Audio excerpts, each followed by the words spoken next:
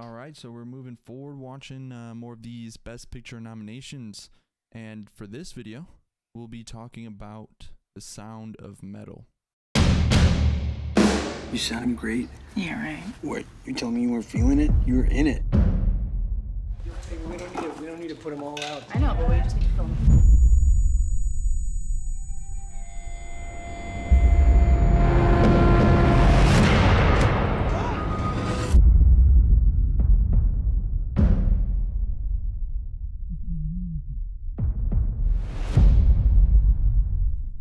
So in The Sound of Metal, we have Ruben, who is 4 years sober from a drug addiction, specifically heroin, and he's the drummer for what appeared to be a relatively popular underground heavy metal band. One day he wakes up and he just can barely make out any sounds and words, and he goes to a doctor to find out that he is slowly but surely becoming deaf. And so he's struggling to make sure he doesn't fall back into his addictive ways, while also trying to find out what he can do to get his hearing back, because he's afraid he's going to lose everything without his hearing. Again, we're getting into these Oscar films, Best Picture films.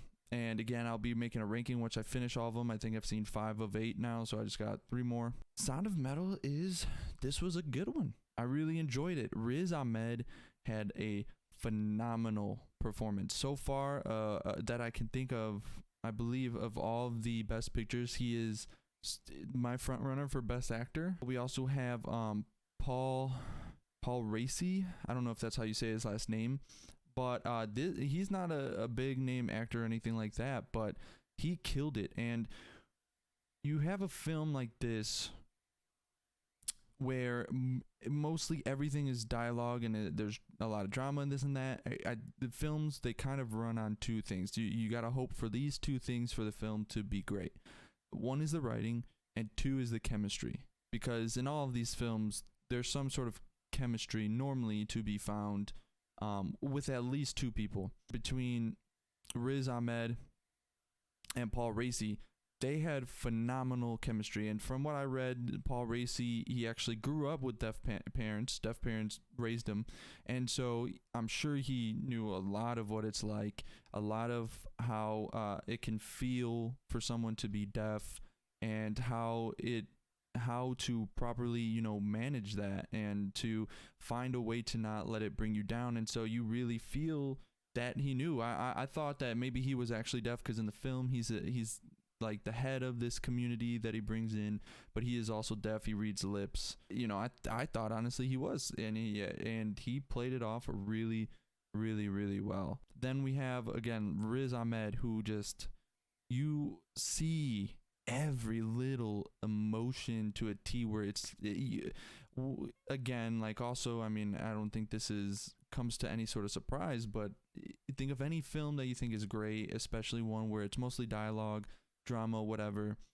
When you believe that this person is actually in this scenario, that it makes it that much better, because you see from the moment where he first starts to realize, like, he's not sure what's going on, but he can't really hear much. But then when he starts to, when he begins to actually acknowledge that he's now deaf, like, you see the transition into, like, I'm not sure what this is confusing, can this get better, I'm gonna make this get better, this is horrible. Like, you see every single emotion. It's one of those where it doesn't follow like a typical ending. Like, the film is going somewhere, and in my mind there was like a million ways that I was thinking that this was gonna go, and it didn't really go any of those ways. And it's not that it was bad, but it did really make me realize of, like, how as a film enthusiast and others, you always hear you want someone to do something different. Now everything's been done, but you want them to do it in a different way, obviously in a way that's good.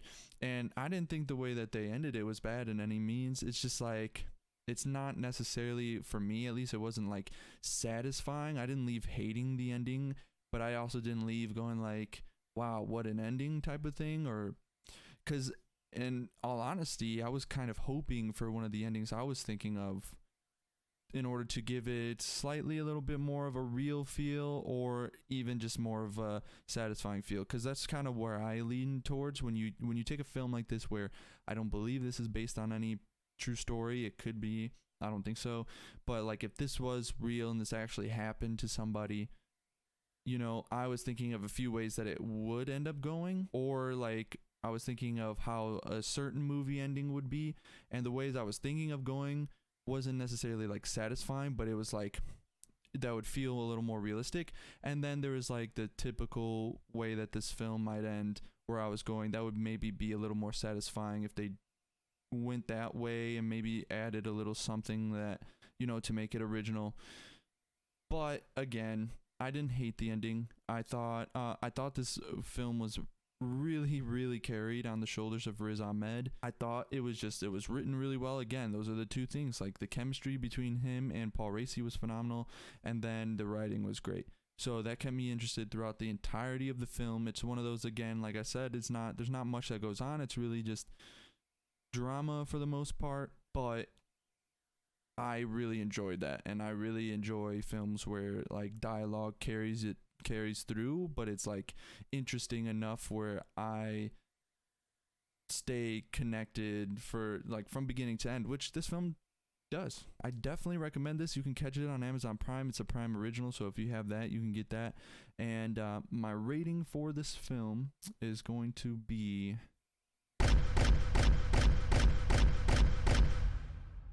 an 8.3. I just kind of go with my gut feelings on the decimal parts, but yeah, I definitely think this was an 8.3, and I'm confident in that answer. So if you guys want to check that out, please do. If you have Prime, you should. I think it's great. Where will this fall on my top 8 of the Best Picture nominations? I'm not sure yet. I still got 3 more to watch. If you guys enjoyed this video, please like. If you're still here, please go ahead and follow me on Twitch. Again, I'll be streaming on there more consistently in the middle of this week. I know I said I was going to start doing a schedule at the beginning, but some stuff came up. So I'm going to start more of like probably in the middle of this week to start next week. So if you want to start getting my schedule on that, you can follow me on Twitter, or again, just follow me on Twitch if you're on there, and you can see when I go live whenever I do and dominate on Verdansk, or play any other game that I do. So with that being said, I got the Minari film to review, which I just watched, and so I'll be wearing the same exact thing during that review. Go check that out if you haven't yet. And yeah, I hope you guys have a great day.